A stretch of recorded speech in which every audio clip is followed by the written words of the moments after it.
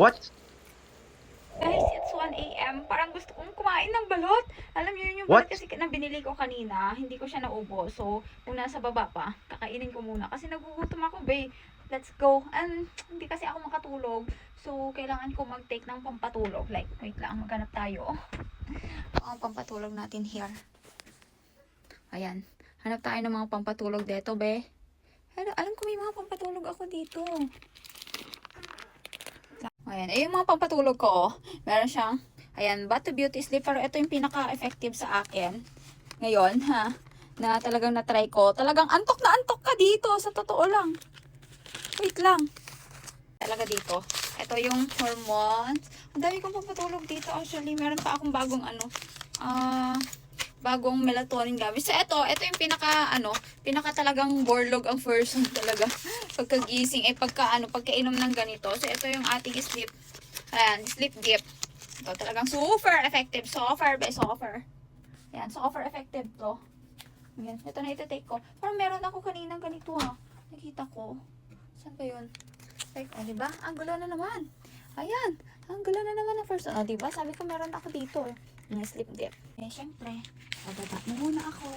Kasi nga, hindi nakatulog ang person. Looking for the balot. Ayun, meron pa ako natira na isa. Papainitin ko. At ito nga, after kong pinainit yung aking balot, ay kumuha muna ako ng tubig. Malamig na tubig dito sa ref. Kasi nga, tetemplahin ko yung aking sleep dip. Hindi na ako makapagsalita kasi nga meron natutulog dito. Kaya voice over ko na lang to. Kakapanood kasi dito, talagang nagka-crave na talaga ako sa balot. Sa mga kagaya ko na hindi nakakatulog dyan or may mga insomnia kayo, ito yung inumin nyo. Tetemplahin ko muna. This is the sleep dip from Week at 7. Marerelax ka talaga yung katawan mo dito pag ito talaga yung inom mo. Grabe, sobrang antok ko talaga dito pagkatapos mo siyang inumin. Siyempre, dahil mainit ang nilagay ng person, yan lalagyan natin ng cold water para mas masarap siyang inumin. Heto na!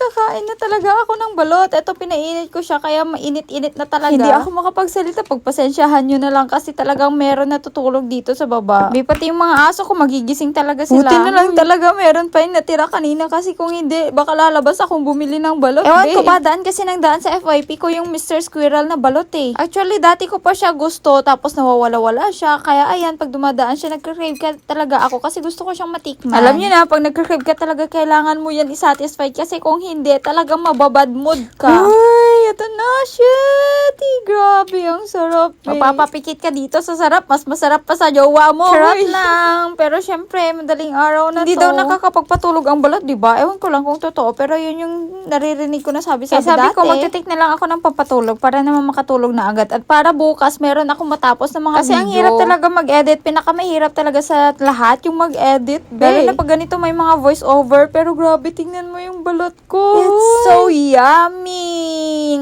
Ay, ano nangyari? Bakit ganun? Siyempre, hindi mawawala ang asin yan. Asin lang ako, satisfied na. Uy, sarap. Kahit pinapanood ko lang to, talagang lumulunok-lunok pa rin ako dito eh. Kaya sabi ko, pag may daan nga sa FYP ko at gusto ko talaga kumain. At talaga mapapabili tayo niyan, be. Actually, hindi naman ako mahilig talaga magngat-ngat. Minsan-minsan lang talaga kung may gusto ako, yun na yun. At napapakilig ka nga talaga dito sa sarap, be. Ito nang isa, pero kailangan disiplinahin ang sarili kasi kung hindi, baka iba yung mapupuntahan dito. Buti na lang, meron pa natirang wipes dito sa lamesa, kaya ayan, pupunas-punas na lang muna ako, be. Ayan talaga, meron pa talagang nasabit sa akin. Bago ang lahat, bago talaga ako umakyat, kailangan muna natin uminom ng water. Paminsan-minsan ka na nga lang makakita ng tubig, lubos-lubusin mo na. Napaka-importante kasi talaga ng water sa katawan natin, kaya huwag tayo mag-i-skip na uminom ng tubig. Bago talaga ako umakyat, kailangan natin muna mag-alcohol ng kamay. Ito rin, isa din na papala sa mga mahabang kuko, hindi ka makabukas talaga. At nang paakyat na nga ako, nakita ko si Cookie dito, ang sarap ng tulog dyan ha. Yun yung cravings ko, be. It's yummy here. It's so lamig. My goodness. Why it's so lamig here? Ayan. Yan. Satisfied din ang aking cravings na kumain ng balot. Di nga lang ako makapagsalita kasi may tulog dun, be. Napaka-random yung kumain ka ng balot ng madaling araw. Tapos gusto mo din makatulog. Ito yung tinampla ko siya kanina. Ito yun, sleep dip. Ayan. Sleep dip para sa ganun. Ito kasi sobrang talagang as in, okay siya sa akin. After mo talaga uminom, makakatulog ka. Pero ayoko kasi maging dependent yung katawan ko. Pero if in case talaga na kailangan talaga, mahirap na. Lalo na kanina na naman, di na naman ako nakatulog. Ewan ko ba? Ba't hindi ako nakakatulog?